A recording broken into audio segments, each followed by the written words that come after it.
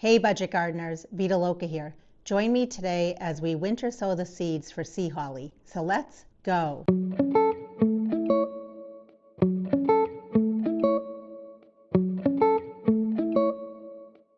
If you've been very successful with the winter sowing process, or you've watched a lot of my other winter sowing videos, go ahead and skip to the timestamp shown below.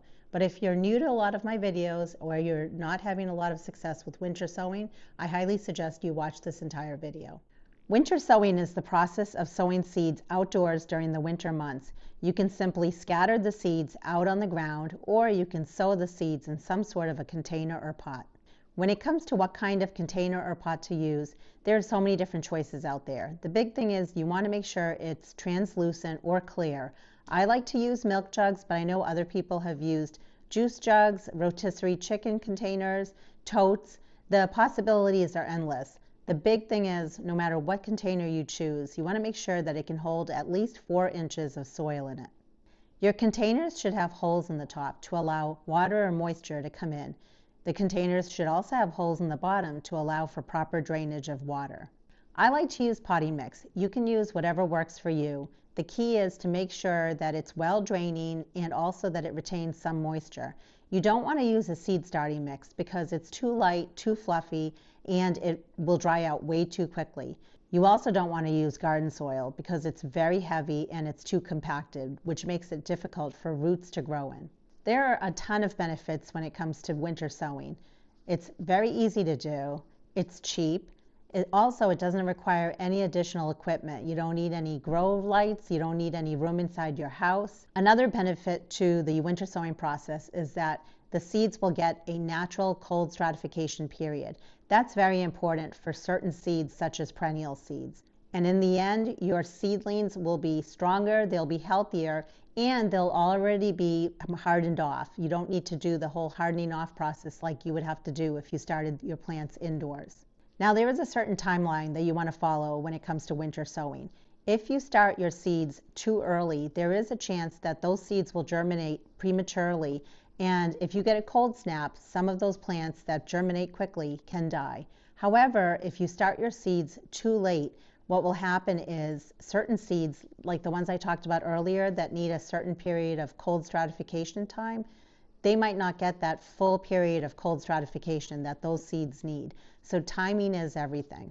Now, of course, when it comes to the timing, it's going to vary from location to location. A general guideline is you do your winter sowing sometime starting in the month of December, but you want to be done with it sometime about 2 to 3 weeks before your average last frost date. But I want to give you a more specific timeline that I'm going to be following and that you can follow as well. So about 5 to 6 months before your average last frost date, you want to be sowing seeds that are requiring a cold stratification period. And those are usually perennials that are hardy in your area where you live. About 3 to 4 months before your average last frost date, that's a great time to be starting cold hardy plants.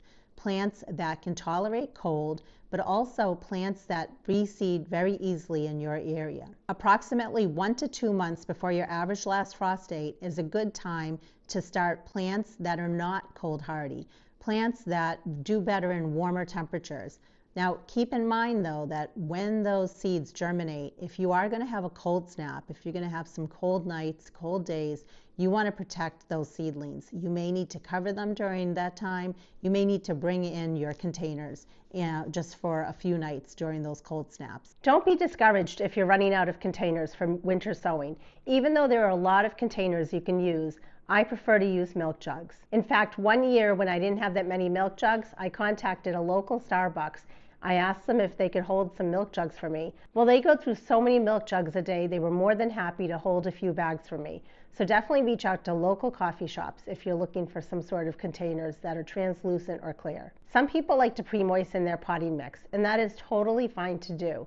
The reason you won't see me doing it in my winter sowing videos is because it is frozen outside during the months of January and February. So I'm just giving a small amount of water, but then I'm placing the milk jugs outside where they're going to be frozen for a long time.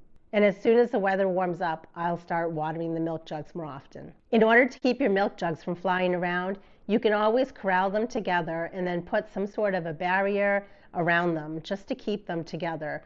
There are a lot of different options out there. You can use some sort of temporary fencing, you can use some sort of bricks or stones. You can be creative, but just be sure that your milk jugs are not toppling over and blowing around in the wind. We'll start with a quick plant profile on sea holly, and then I'll show you how I winter sow the seeds. Sea holly, also known as Eryngium, is a very low maintenance, long living perennial. It has dark leaves that produce taller flower stems with striking purple to bluish colored flowers. The flowers look like small glowing thistles. Here's a fun fact for you. I learned a new word and I wanted to share it with you. It's called xeriscaping. Sea holly is a wonderful plant when it comes to xeriscaping. It has a very large taproot, and for that reason it requires very little water and is considered a drought-tolerant plant.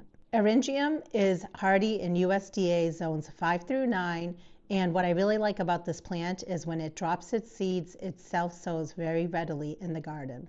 And if you find that to be a bit of a nuisance, you can always dig up those freebie seedlings and move them around to other areas of your yard. The plant is native in Europe and Asia, and it blooms from summer into the fall months. Sea holly thrives in full sun. In fact, I have this plant out in a full sunny area of my yard, and it just looks so pretty when it's blooming. It's a plant that when people see it, they stop and ask, what is that plant? Because it's just so striking. This perennial grows between 2 to 3 feet in height, and you might want to consider staking the plant or putting it next to other plants that can help support its height. You know how we love to fertilize our plants? This is one of those plants that you don't want to fertilize.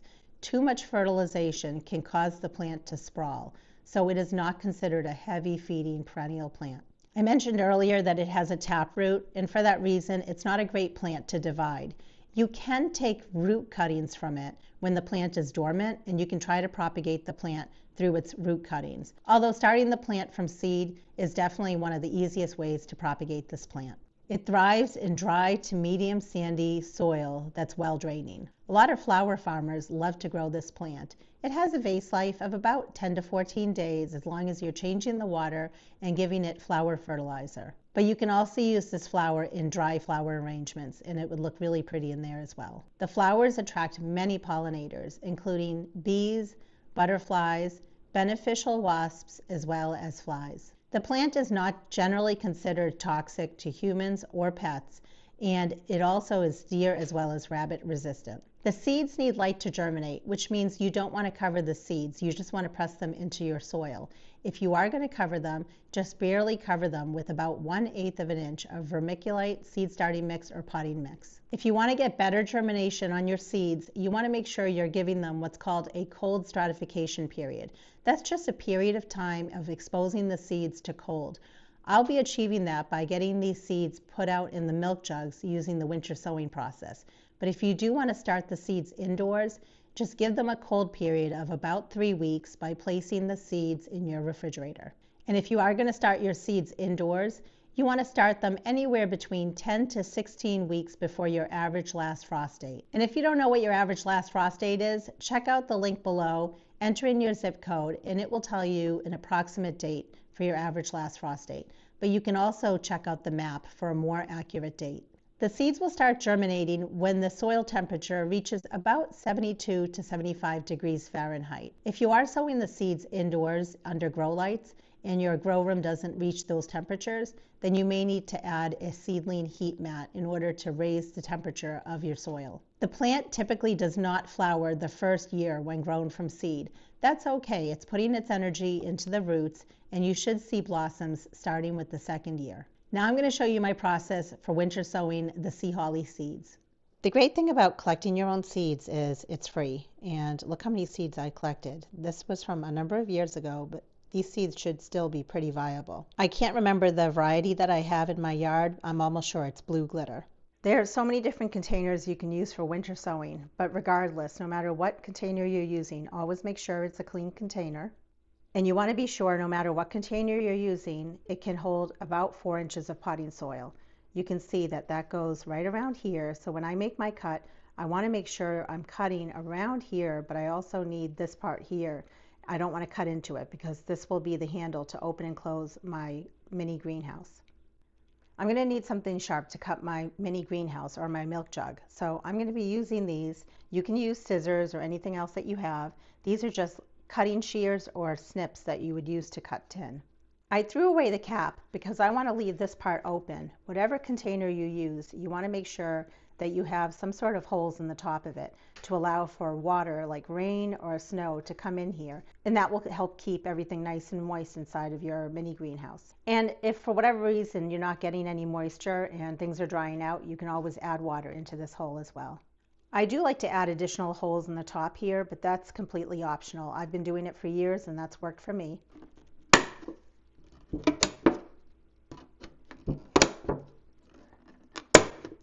You also want to add drainage holes in the bottom of your container. That will allow water to come out if there's too much water in here.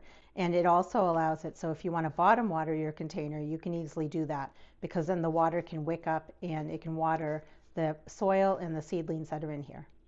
I always like to add more than less holes in the bottom because I want to make sure that this container has good drainage.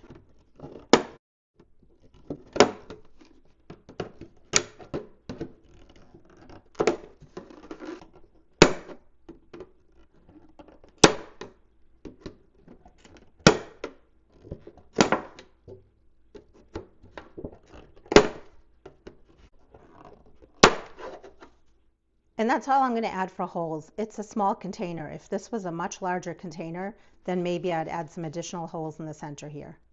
Now I'm going to go ahead and I'm going to cut my container. Some people like to use a marker and make a line. I'm not going to worry about that. It doesn't need to be a perfect line. I'm just going to start somewhere around here and I'm going to make my way onto the other side.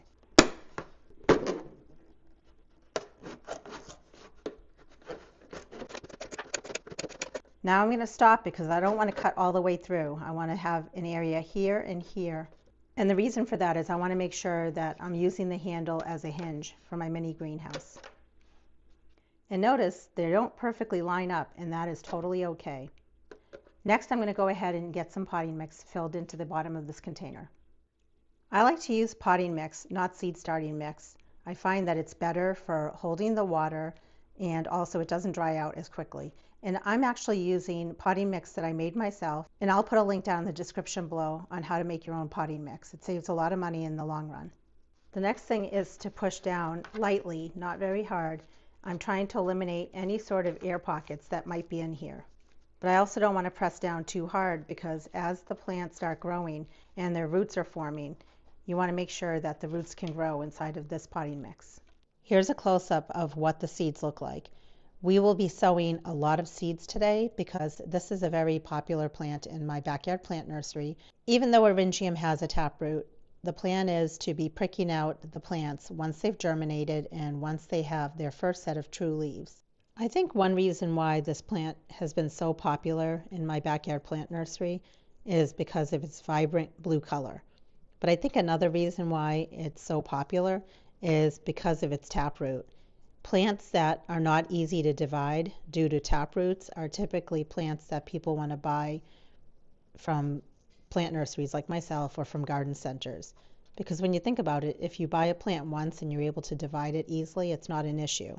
However, if you want a bunch of a certain plant, such as sea holly, then it makes sense to either start it from seed or to buy individual plants from someone. Now, there are certain plants that have taproots that I wouldn't heavily sow like this. But I have done this before with sea holly, where I heavily sowed it. And as long as you can prick out the plants when they're really small, it shouldn't be an issue. But if you don't feel comfortable with that, definitely you can sow a lot less seeds than what I'm sowing in your container. Next, I want to just press the seeds into the soil. I want to make sure that the seeds are making good contact with the potting mix. And I'm not going to be covering the seeds because the seeds do need that light in order to germinate. I used a garden marker and I made a label. I like to add a label on the inside of my container just in case the label on the outside gets worn off or gets removed somehow. I'm just using this small hand water pump sprayer. You can use whatever you want to water your potting mix as well as your seeds. And I'm giving it just a gentle spray. I don't want to give it a very heavy spray because I don't want to dislodge any of the seeds. And remember, you may need to moisten all of your potting mix where I live, as soon as I bring this outside, this is going to freeze and it's going to stay frozen for days. And there will be some snow and rain that may come inside of here. But the main thing is it will be frozen. So I won't really need to add any more additional water to this, probably for the next month and a half to 2 months. I'm just using a paper towel to wipe the sides because I find it's easier to stick the duct tape onto the container if it's dry. I'm just using duct tape to seal my container shut.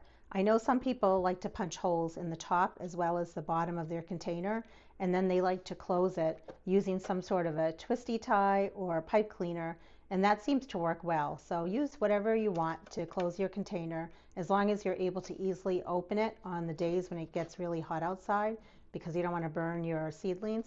But then on the days that it's kind of cold and you need to protect them, you need to be able to close this. Since we're sowing perennial seeds, I'm not too worried about it getting too cold in here. And the reason is these are hardy perennials in my zone.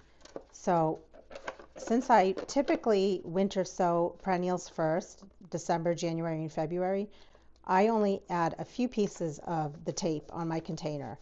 There's really no use in me adding tape all the way around the container, because even if some cold comes in here, it's not going to kill off these perennial plants once they start germinating. They'll be fine. And they're not going to germinate anyway until the soil conditions are right, and it's usually much later into the spring season. Now, when I start winter sowing plants that are not hardy, say vegetables or annuals that are not hardy in my area, then I may need to add tape all the way around. But I'm not going to worry about it now for my perennials. I've never done this before. I've only added 2 pieces or 3 pieces of tape, and I've always had success. Pushing down, I want to make sure that the tape is sticking to my container. I'm going to use my garden marker again, and I'm just going to label what the plant is in here. I used to label it directly on the container itself, but I actually like to reuse my containers. They usually last 2 to 3 seasons. So instead, I now label it on my tape.